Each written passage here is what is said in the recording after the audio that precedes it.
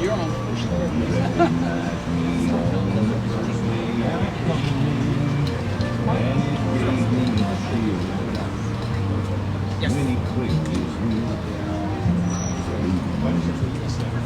Yes.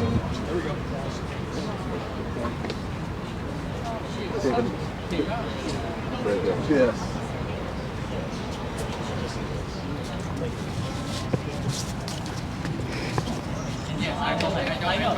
Good afternoon, everyone. I'm Howard High, Vice President of the Japanese American Veterans Association. On behalf of the Japanese American Veterans Association and the National Japanese American Memorial Foundation, I would like to welcome you all to our 2021 Veterans Day event. This event has been selected by the Veterans Day National Committee, which is the U.S. Department of Veterans Affairs element. And he has been selected as one of the Veterans Day observances that are across the country that represents a fitting tribute to honoring our American heroes.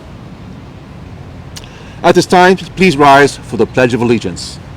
If you come up, if you get the camera. Okay.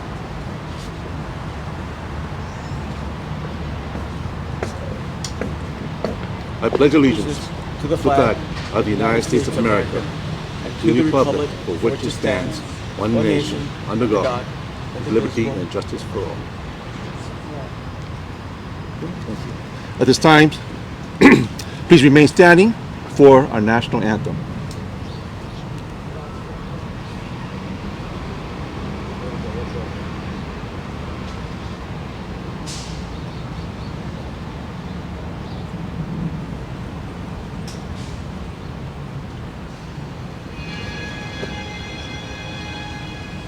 Oh, say, can you see by the dawn's early light what so proudly we hailed at the twilight's last gleaming, whose broad stripes and bright stars through the perilous fight o'er the ramparts we watched, were so gallantly streaming on the rocket's red bed, never bursting in air, gave proof through the night that our flag was still there. Oh, say does that star-spangled banner yet wave o'er the land of the brave and the heart of the brave?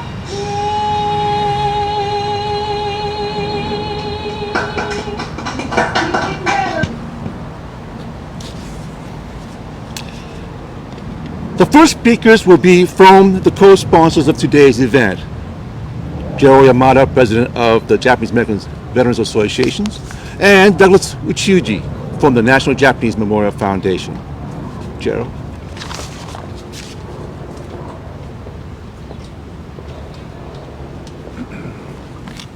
Thank you, Howard. On behalf of the Japanese American Veterans Association, welcome to our annual Veterans Day program. Today marks the nation's 68th Veterans Day observance. We honor all who have served in the U.S. Uniformed Services. I am proud to announce that this year JAVA's Veterans Day program has been selected by the Department of Veterans Affairs Veterans Day National Committee as a Veterans Day observance that represents a fitting tribute to America's heroes. The committee selected only 36 programs across the country, so we're very proud that we're one of them. JAVA has sponsored this annual program every year since November 2000, which is the year this memorial opened to the public. Today and every day, we must remember the huge debt of gratitude that we owe to all who have served. For our community, we must never stop honoring the Nisei soldiers who served in World War II. They served in the 100th Infantry Battalion and in the 442nd Regimental Combat Team in Europe, and in the Military Intelligence Service in the Pacific. They answered the call to serve in spite of the prejudice, war hysteria, and distrust that confronted them. They kept their faith in America. With their personal courage, they proved their loyalty on the battlefields. We want to especially honor the 800 Nisei soldiers whose names are inscribed on the granite panel of this memorial behind me. They died defending America's freedoms during World War II. With their valor, the Nisei soldiers created a legacy from which we have benefited and we will continue to benefit. We have a duty to remember and preserve that legacy. Their service made a difference and will continue to do so for our community and for all Americans. The Nisei soldiers truly are America's heroes. On this Veterans Day 2021, we thank all veterans and all who are serving for their service and for defending our freedoms and keeping us safe. Thank you.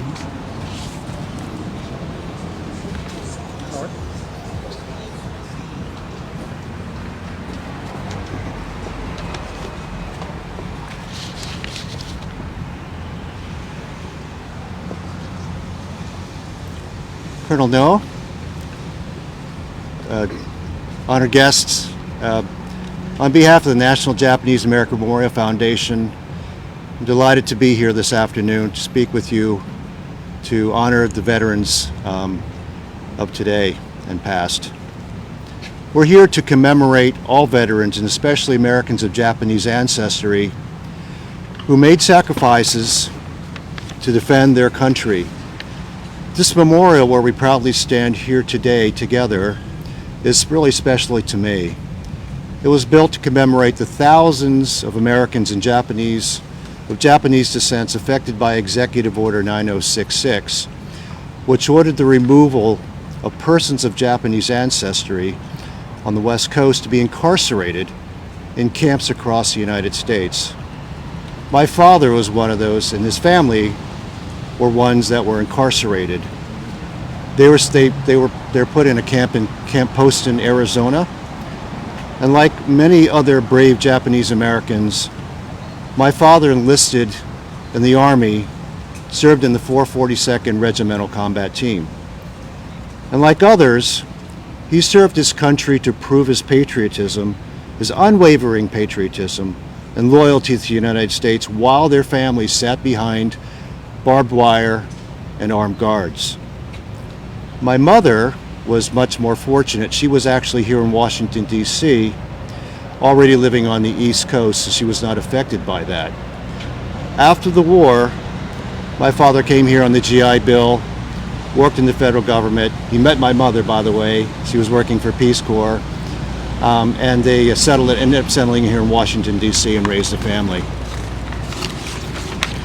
Both my parents were very, very much, and their contemporaries spent countless hours, like many of you and those in the past, on supporting efforts to really gain approval to build this memorial.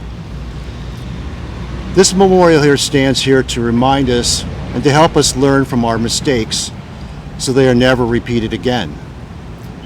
So it is our hope that these stories and lessons are passed down through generations to come, and those who sacrificed their lives to pave the way for our freedom was not in vain and never forgotten.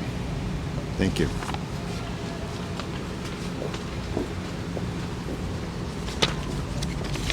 Now, I have the distinct honor of introducing our distinguished guest, Colonel Jean-Eric No.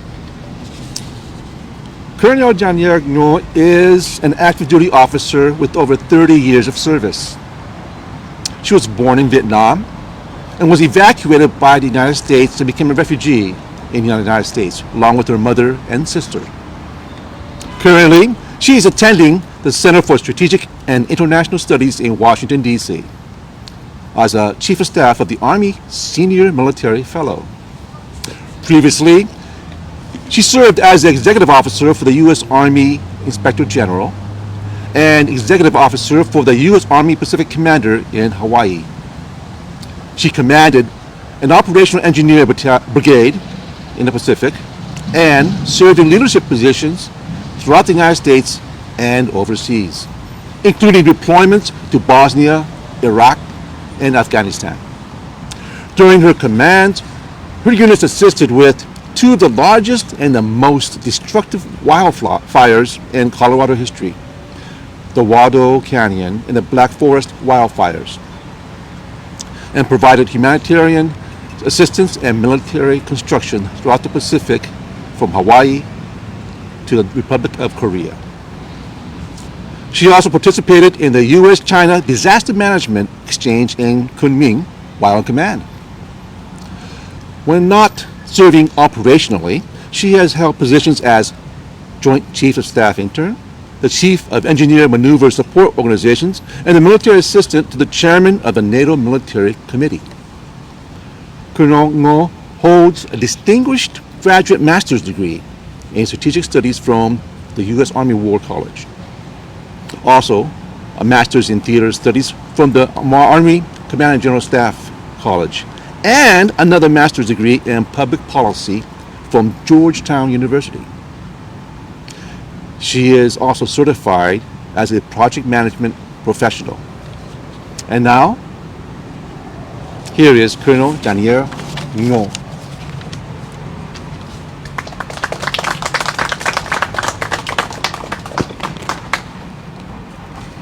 Good afternoon and happy Veterans Day. I want to give special thanks to the Japanese American Veterans Association and the National Japanese Memorial Foundation for inviting me today. When I told my family that I was invited and privileged to attend and be a guest speaker, my sister asked me, "Do they know you're not Japanese?" I laughed and I told her, well, I would hope so, because I recently worked with them and I wouldn't think that they would forget me that soon. And my mother said, "They will think we're all the same anyway." Oh, Mom, right? I told her that I think people are much more sophisticated today to be able to discern the difference between different Asian cultures. But if not, it wouldn't bother me anyway, because many Asian cultures have commonalities that we can all be proud of. In the military, we gravitate towards each other because there are so few of us, and we support each other through a different type of community. I'm standing today at the National Japanese American Memorial to Patriotism during World War II. It commemorates a dark time in our country of war hysteria and unimaginable prejudice against Japanese Americans. But it also commemorates those Japanese Americans who rose above it all for love of country and duty and fought for America during World War II. It is one of several memorials across the country that honors over 1,200 Japanese Americans who died in service during America's wars. A reminder of those that have given the ultimate sacrifice for our country. Today we celebrate a day which originally began as Armistice Day to honor the end of World War I. Since 1954, Armistice Day became known as Veterans Day to honor American veterans of all wars. On this Veterans Day, I want to talk about Japanese American service, past, present, and future. Although I am not of Japanese descent, I have been honored to serve with some of our nation's Japanese American sons and daughters. I have traveled to Japan in my military capacity and have seen the rich customs and traditions in that beautiful country. There are many cultural values that are the same, that we all hold true and dear. Family, honor, knowledge, respect, and a strong work and study ethic. These are the values that I see when I meet Japanese Americans in our service today. I know that this day is a day we honor our veterans, and Memorial Day is a day we honor our fallen heroes. But for me, you cannot talk about veterans without talking about our fallen veterans too. When I look at Japanese American history and saw the names and numbers that served and died during the Spanish American War, World War II, Vietnam, Korea, Grenada, Iraq, and Afghanistan, it doesn't feel like a small community. The weight of sacrifice is enormous. The weight of contribution is overwhelming. Their families will forever cherish the memories and feel pride for their defense of America, no matter how many generations have lived here. In Asian culture, we respect our past and our ancestors. Our ancestors hold a special place of honor in my family, where usually we have a photo with incense burning, a special offering of tea, flowers, and fruit in remembrance and gratitude. That's how we honor the past. Today, I want to honor the past of a special service member, Specialist Paul T. Nakamura. He was an Army Reserve combat medic and the first Japanese American to be killed during the Iraq War, a war that I served in but was lucky enough to come home from. Specialist Nakamura was not. He died on a highway 20 miles south of Baghdad, transporting an injured soldier when his military ambulance was struck by a rocket-propelled grenade. He was an all-American boy, a Boy Scout, a junior Olympian, a lifeguard, and more. He was described as compassionate, thoughtful, gregarious, and courageous. He was a brother, and he was a son. What stood out to me was that his parents had reservations about him joining the military, much like my mother did for me, but he told them, "Mom, Dad, I'm so proud I was born in the United States." That says it all. Selfless service and sacrifice, that is what we honor today. That was the past, but never forgotten. I want to move now to the present, where we recently lost a Vietnam War hero, Superior Court Judge Vincent Okamoto. I know Java honored him already because he was a Java member who recently died. I wanted to mention him because he served in Vietnam. I was born in Vietnam, and I owe my existence here to him and those like him who fought in one of our toughest wars. In Vietnam, he was wounded 3 times and received the Distinguished Service Cross, Silver Star, 3 Bronze Stars for Valor, and the Vietnam Cross for Gallantry. He is my hero. Every time I meet a Vietnam War vet, I first ask their wife for permission, and then I ask them if I can give them a hug, and thank them and tell them that their sacrifice was not for nothing. They brought families like me to America so we can continue to pay it forward. Thank you. Thank you. During a speech to the 442nd Regimental Combat Team, he told the next generation to, quote, "Remember and honor those who fought, bled, and died for you. Remember that the blessings and unlimited opportunities we Japanese Americans enjoy today are ours in large measure because we stand on the shoulders of giants, men small in stature, but titans in courage." Words from a great man and hero. With those words to the next generation, I will move to the final part of my speech for the future. To those who will hopefully answer the call to duty and pick up where our ancestors left off. Today, there is some anxiety about serving in the military. I hear, and at times myself feel, that this is a different army. I hear questions like, is it getting too political? Where is our country going? What about diversity, equity, and inclusion? All good questions, but fundamentally, why do we serve? It should be about something greater than ourselves. It becomes what you make of it. It's our friendships, camaraderie, and experience that you build. It's a pride of serving and honor that you hold dear.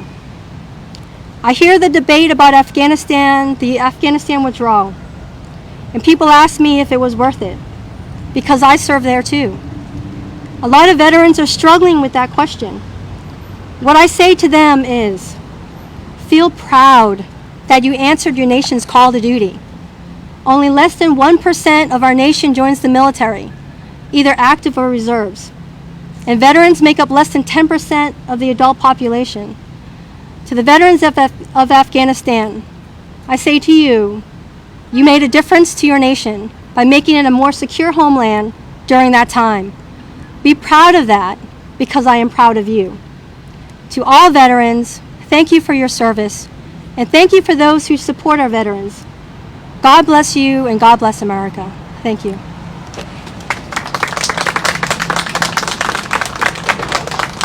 No. Stay here, please. Gerald Yamada, please. Come back here, please.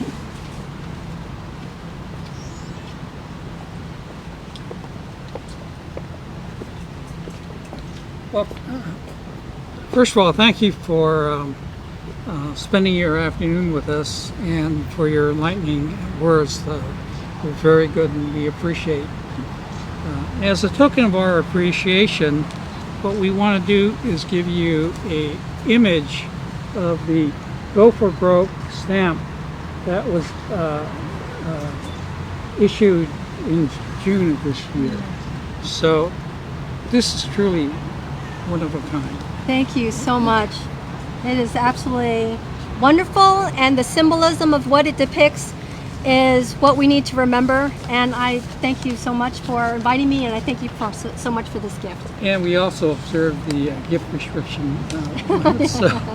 And also, on behalf of Java, we'd like to give you our coin. Thank you. And this is an application for membership. So I hope you will fill it out. Thank you. I will. Thank you so much. All right. Thank you very much.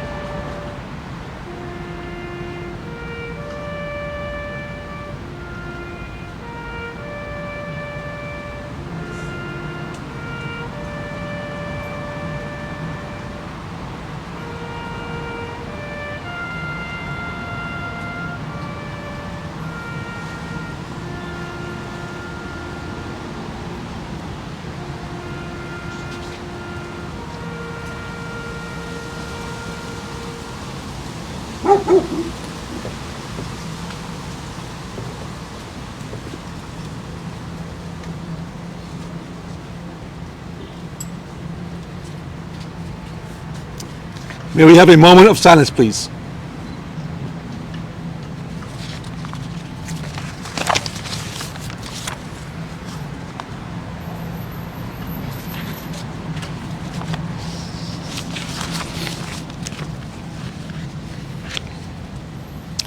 Thank you.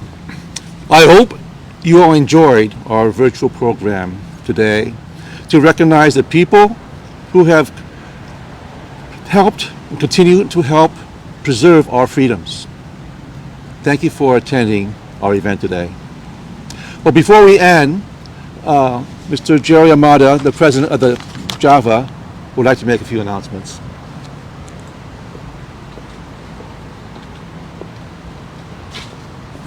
Well, first of all, thank you, Howard, for emceeing the program. Thank you to Neat Board and Mark Nakagawa for helping us set up, and to John Tobey and Linda Adams for co-sponsoring this event. But most of all, thank you to our speaker, who gave us remarkable insights and valued presentation. We will have our annual membership meeting in February. In about a month, I think we'll be sending out ballots for people to vote on the next set of officers. So I encourage you to vote. I encourage you to attend the meeting. And if you aren't a member yet, go to java-us.org. Application forms for war veterans, or if you want to be a friend of Java, there's an application there as well. And we don't charge dues. So we hope to have you join us. Again, thank you very much on this beautiful Veterans Day for joining us.